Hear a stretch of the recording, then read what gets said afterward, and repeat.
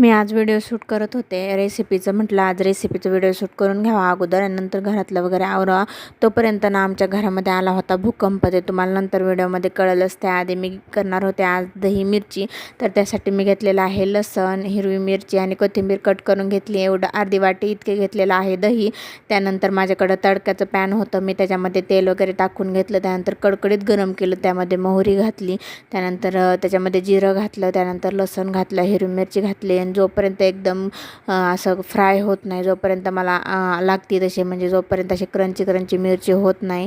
आपल्याला नुसती खायची ना ती मिरची दहीमध्ये, त्यामुळे एकदम असा जास्त लालसर करून घ्यायची. त्यानंतर कोथिंबीर कढीपत्ता घालून घेतला आणि त्यानंतर जे दही होतं ना त्याच्यामध्ये ते मिरचीचं फ्राय केलेलं घालून घेतलं. त्यानंतर तुमच्या चवीप्रमाणे तुम्ही त्यामध्ये मीठ घालू शकता.